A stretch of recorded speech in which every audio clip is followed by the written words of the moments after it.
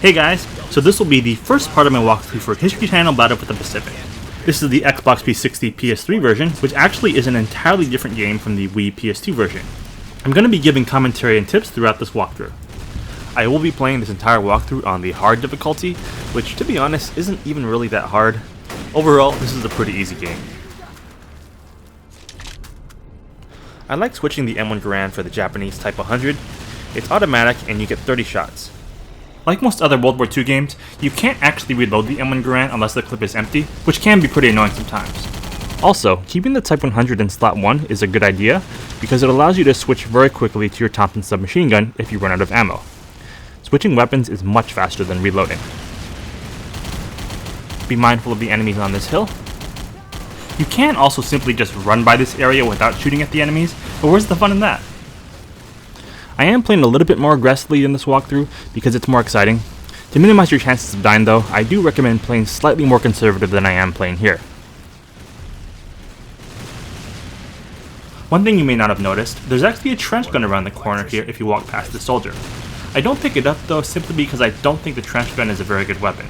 You don't get very much ammo, you don't get very many rounds per clip, and the gun just isn't as strong as it should be for those drawbacks.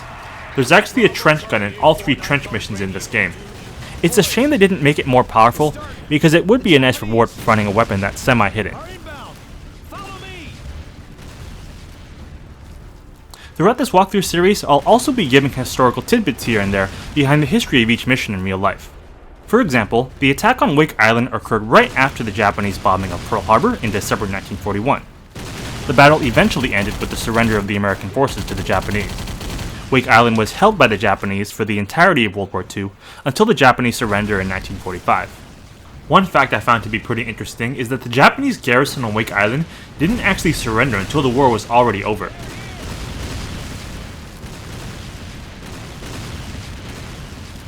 You can take out a lot of enemies before they even come down into the trenches.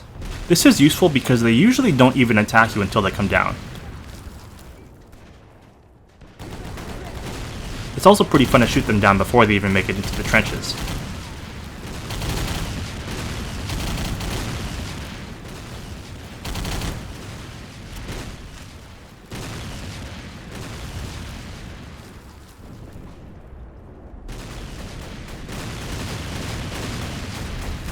So for this part of the mission, you'll have to take out a certain number of enemies with this machine gun.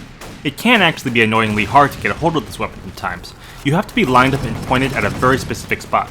Overall though, I think this is a pretty fun part of the mission. There are 2 enemy spawn points here, both on the landing craft. Try to eliminate the enemies that are closest to you, as they represent your biggest threat.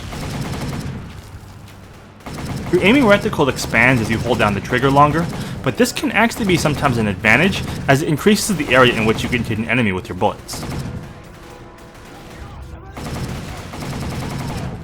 You need to kill a certain number of enemies before you can move on to the next part of the mission. Once you see your mission objectives pop up, that means you can move on to the next part of the mission.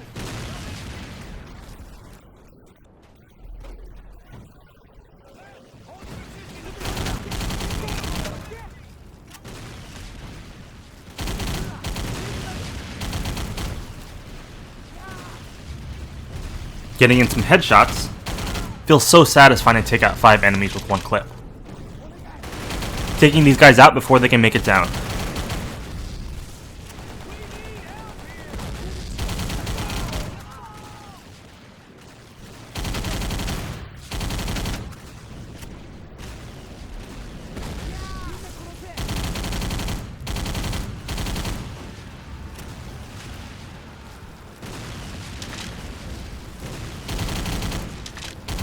Really shooting up this guy's leg.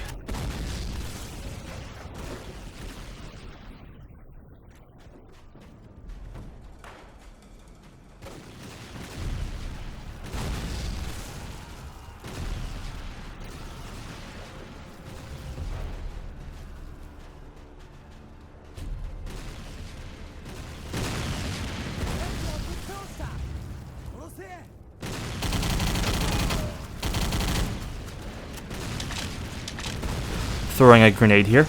Use your grenades wisely as they are limited for each mission. You can't replenish them until the end of the mission. Here you have to get back on the machine gun again and take out another wave of enemies coming up on the beach. It's pretty much the exact same thing as the first time around.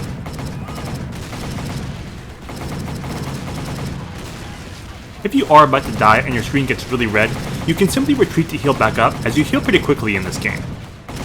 Throwing a grenade can also be useful in this area if you see a lot of enemies nearby before you get on the machine gun.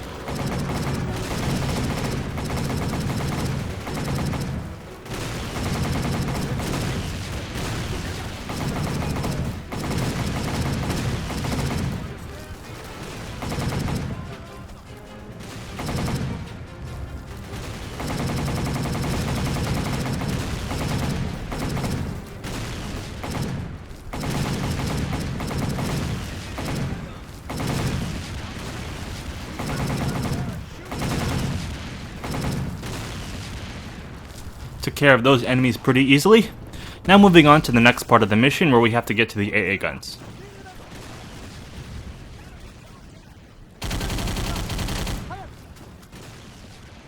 These guys are just jumping into my line of fire.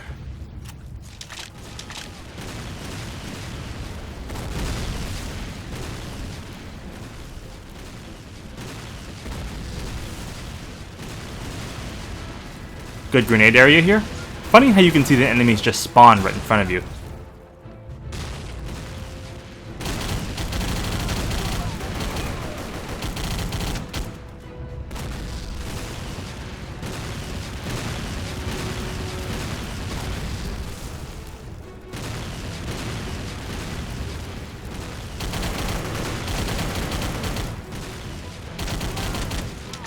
That guy took a seat.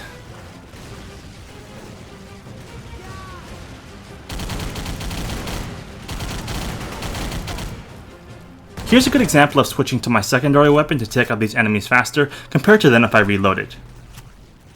Always be sure to reload after skirmishes.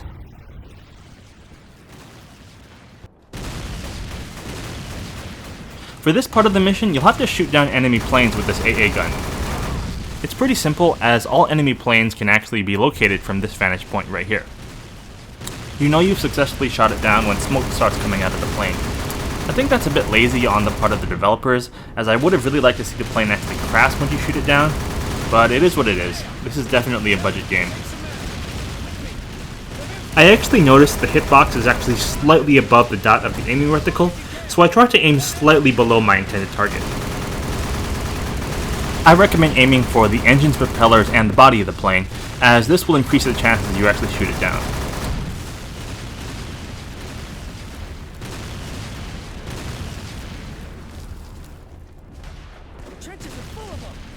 Once you see this guy show up, that means you can move on to the next part of the mission. Your AI teammates are actually pretty useful.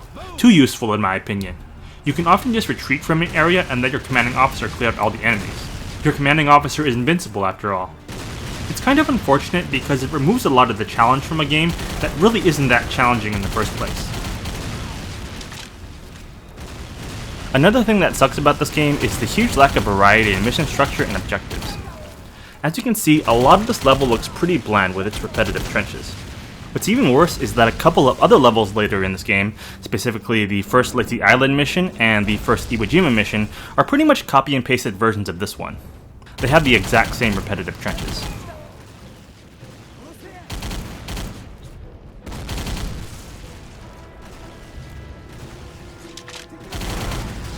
One interesting tidbit to keep in mind is that your reload animation is actually slightly shorter if you still have ammo in your clip. Notice how your character actually reaches over to the other side of the gun to reload when your clip is empty. This doesn't happen if you still have ammo in your clip. It's probably not that important, but sometimes a split second can make a difference. Now coming up on the very last area of the mission. It's pretty obvious, but this is an excellent place to use a grenade. Pretty crazy blast with the ragdoll physics.